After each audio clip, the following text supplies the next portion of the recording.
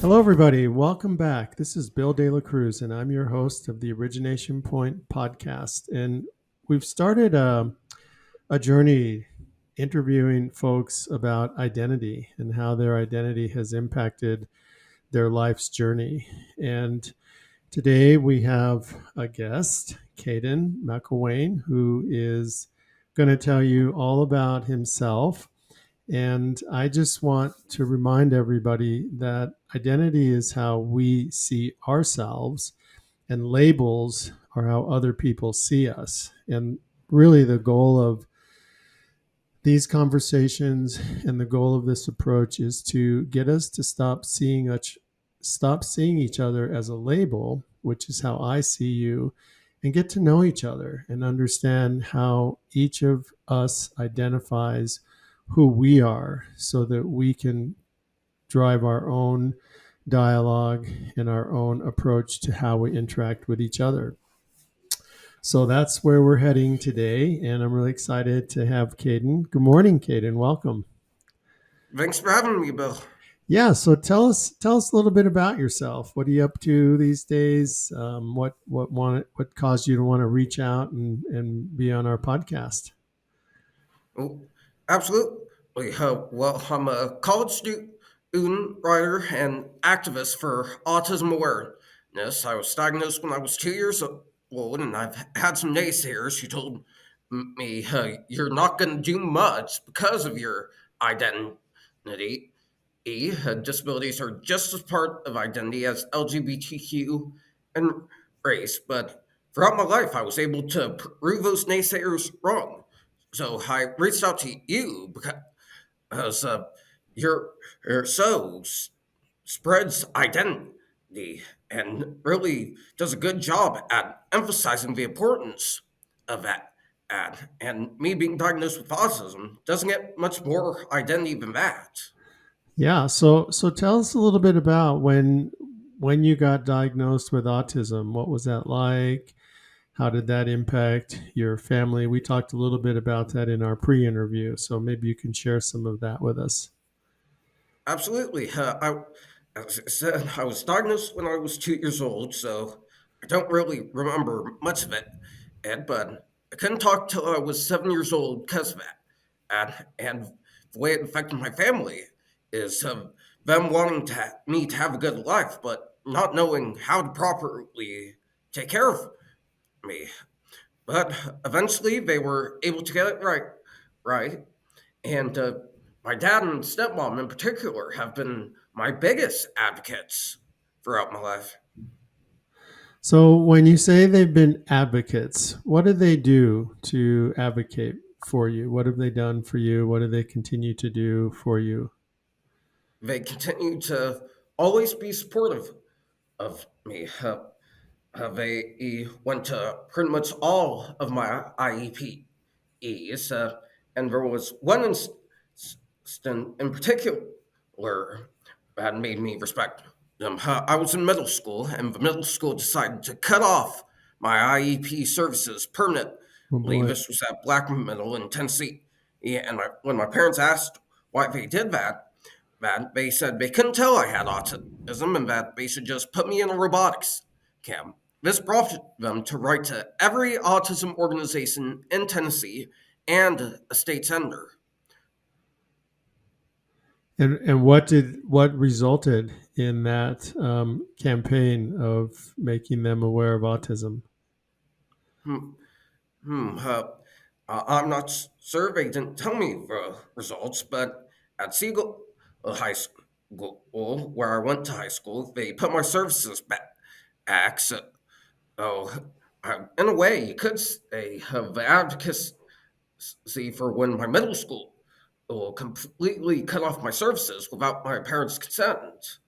You could say that resulted in the high school putting those back. So it was great that you had family members who were willing to jump in there and say, wait a minute, these are important services that our son needs, and we need to have those in place. So, what kind of support did you get in schools? Because, I work in a lot of educational institutions where students with autism aren't always looked at as part of the inclusion work and the equity work, and because a lot of it is more rooted in race and ethnicity, and people with disabilities, seen and unseen, are also a part of this conversation. So what type of supports, like if you were like teachers or somebody in a school who's listening to this, what would you say to them about what's needed for a student with autism who's anywhere on the spectrum? Well, to answer the first part of your question, Bill, zero, zilch, nada, the bare minimum to comply with federal law. I've had a few teachers who I was close with, and they were in my corner, but that was pretty much it. It only the bare minimum. mu- Um, and when COVID hit, and I got exposed to COVID, then I had to do some in distance learning, and I asked my instructors if I could have the work sent to me so I didn't miss anything. This was in high school. My special education teacher said, "No, we're good. This ain't COVID anymore. You can wait until you head back to class," which is something you shouldn't tell someone with autism, in my opinion. So, oh, she should have probably had that license revoked just for that, in my opinion. But if I were to tell any instructor or teacher what is needed in the school system, I'd say do your jobs, do the bare maximum to support those with autism, which include more special education classes, increased funding for said special education classes, uh, uh, implementing a strict no bullying policy for those on spectrum and for those with special needs, where if someone bullies someone with special needs, they get expelled, no second chances, just because those kids with special needs don't know. They don't understand if such and such thing is bullying or not. Hmm. Not. I didn't when I was in high school. I couldn't tell what was bullying and what was not. Uh, and the biggest thing is training, mandating a class where people that are on the spectrum learn how to treat those with special needs with respect and decency, and they would get college credit for that school credit. And unfortunately, in today's society, no one wants to do anything unless there's a prize, school credit, or a piece of paper involved. So, unfortunately, we if there was a class that taught people how to respect those with special needs, in order to get people to attend it, I feel like there would have to be an incentive involved, which is pathetic. But as long as it gets the message across. Well, you just shared a lot. So let me start with what I heard you say at the beginning, which was from your perspective, a lot of what happens, especially for students with autism, is just compliance based. Just let's do enough so we don't get in trouble with the laws and the legislation around supporting students with a disability. So the bare minimum versus what you'd like to see is have them look at what's the bare maximum from your perspective that you can do. And I think that's a very interesting point that you brought up around bullying. For you, it's like, did you did you look at it more as kids were just engaging with you, or could you tell that they were just being mean or making fun of you? Hmm, well, I honestly couldn't tell if they were making fun of me or actually bullying. I asked my parents because I thought every instance that a student would call me a name, it was bullying. And they said, while it's mean, it might be just minor teasing, which is normal in high school. Well, I feel like looking back at it, but uh, I think it's different for those with autism, other people with autism, because they probably don't have parents that are as supportive as mine were. I think that's another thing that the school can urge people to do. Have supportive parents who actually support their kids with autism. Yeah, it sounds like your parents had to educate themselves. Is that, would you say that's true? They had to kind of try to figure out, how do I raise a child with autism and be advocate for him and really support him? Is that something that they knew about, or was it all new to them when you got diagnosed at two? Well, of course, when I was 2 years old, it was definitely new to them. They had to figure it out, but they did a good job. I think they mastered it, and I think if they were to have another child with autism, some, I think they'd be ready. It wouldn't be new to them. Yeah. So when you were in school, what, how do you think people saw you? What were some of the labels that were put upon you, either by adults or by students, just in interacting with you, with your demeanor and behaviors? How did people label you, and how did that affect you? Well, I remember one instance in middle school, same middle school that cut off my services completely. One student called me Hmm. VR word, which I won't say on here out of Yeah. respect.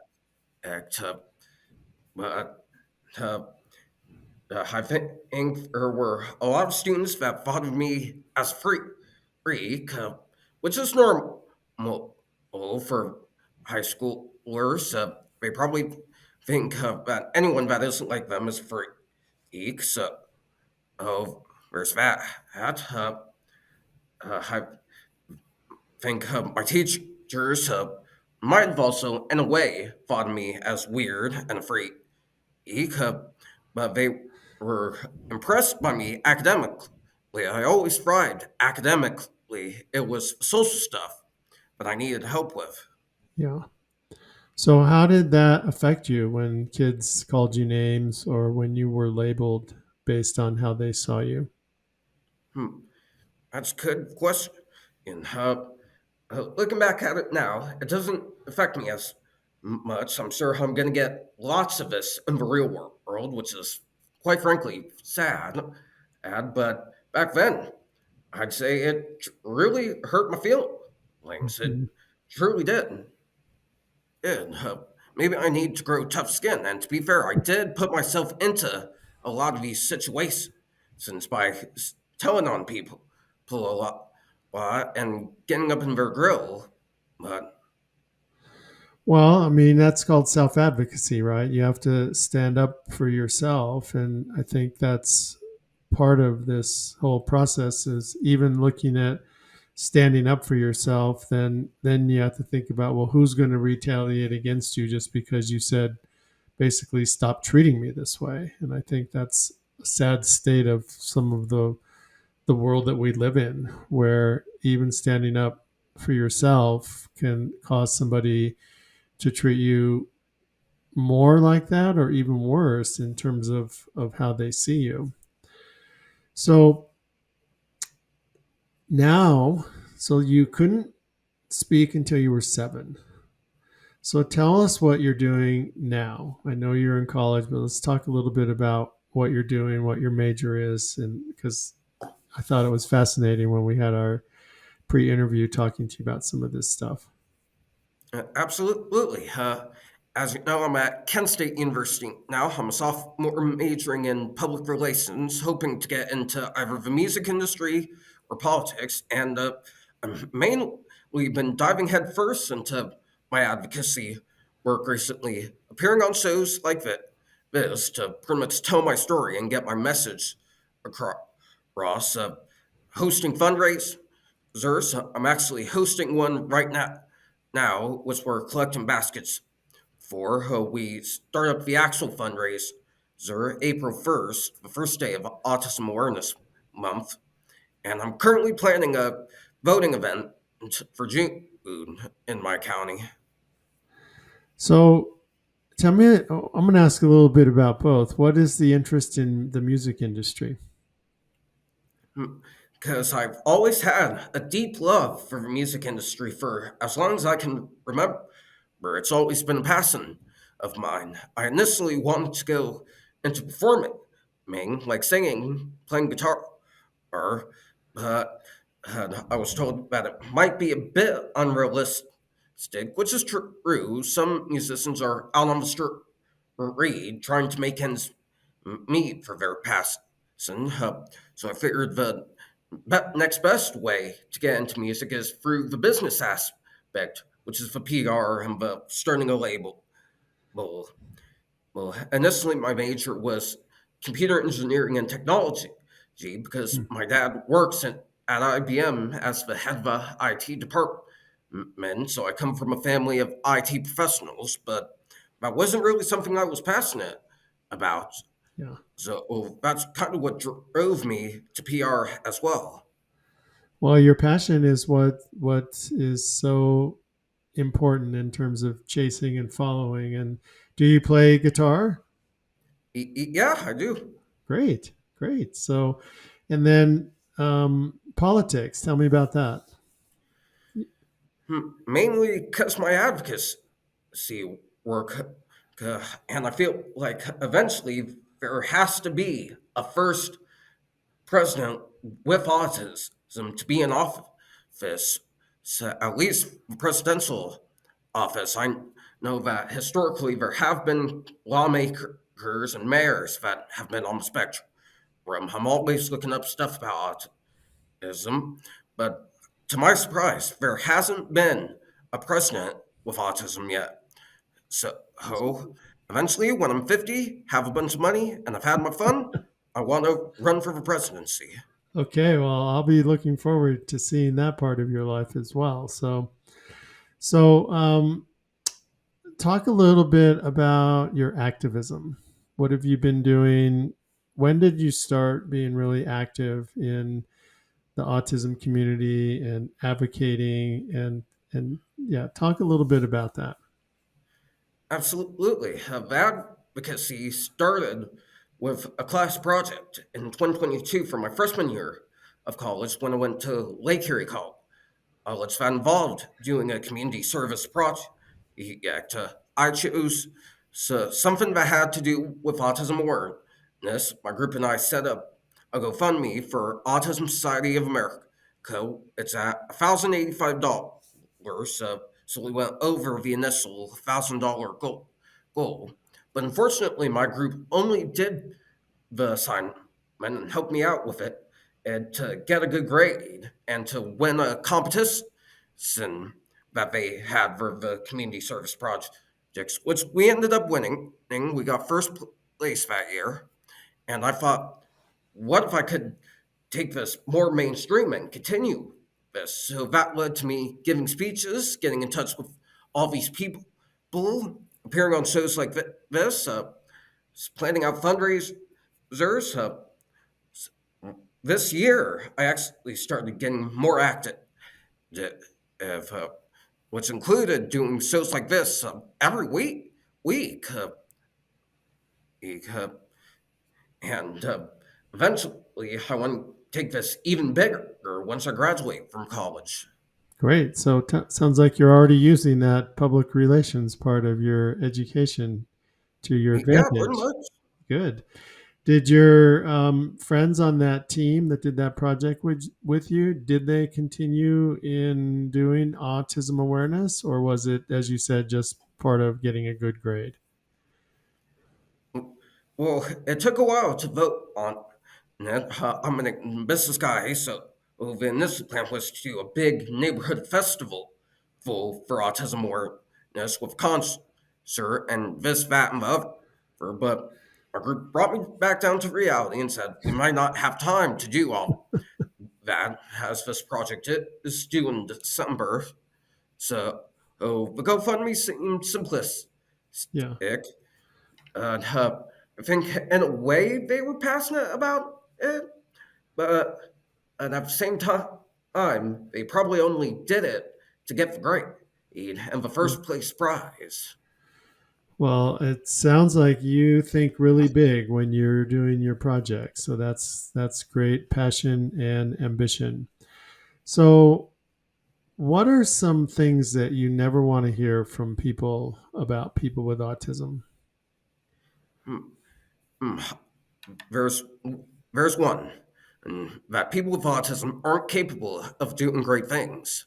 That's not true. There have been a lot of people with autism who have gone on to make ambitious discoveries in science, engineering, technology, and to do all these things.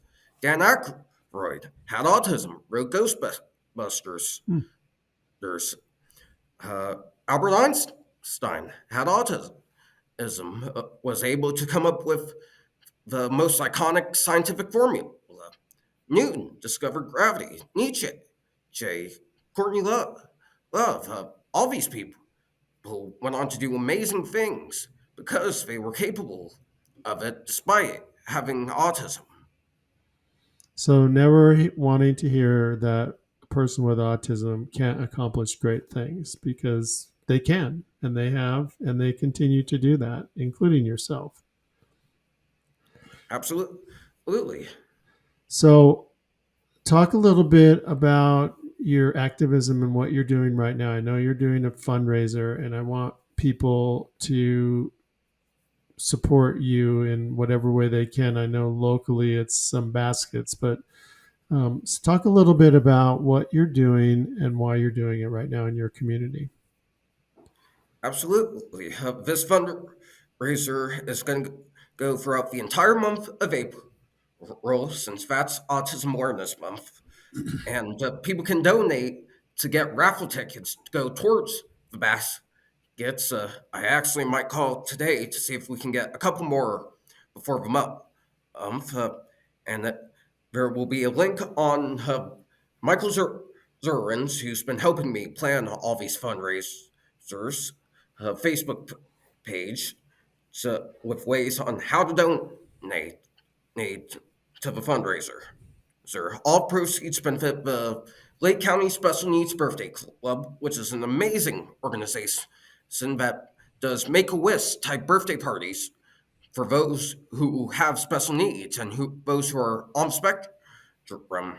So, I guess the main reason why I'm doing this fundraiser is because I respect the organization and their mission. I truly do.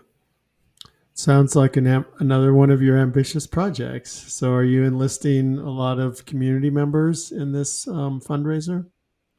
Absolutely. Have the time of this. I emailed to follow up last week. We have 4 baskets so far. Great. So, before we close out, anything else that you think is important for folks to hear from you, or any remarks that you think are really important that you want to share with our audience?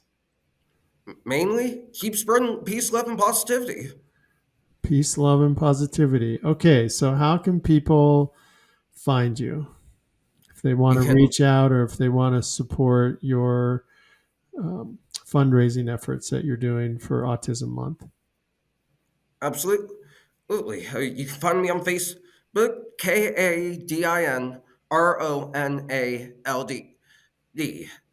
If you want to get in touch with me.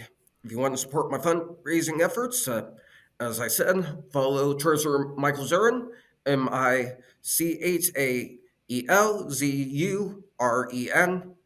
and you can look for information on those on his page. And we will also add some links to our podcast so people will be able to get in touch with you or to donate some just money to this great effort that you are embarking on. So, Caden, I just want to thank you for joining me on our podcast and for all this great information that you're sharing. And I just want to remind everybody that identity is how we see ourselves. And that's what we're really working to do, is to move past labels, to get to know each other. And the only way we can understand identity is by talking to each other and asking questions, just like Kadin and I have been doing today, to just be able to get to know each other and to learn about what's important to another person. And so just remember that as you're going through your day, that everybody has a story, and the only way you find out about that story is to ask a question. Anything else you want to share with our audience, Caden, before we finish up? Nothing, nothing else. Thanks for having me, Bill. Okay, thank you, everybody. This has been Kadin McElwain, and we'll look forward to following his blossoming and great career from this day forward. So thank you, Caden. Have a great rest of your day. And you've been listening to the Origination Point podcast. And remember, keep growing.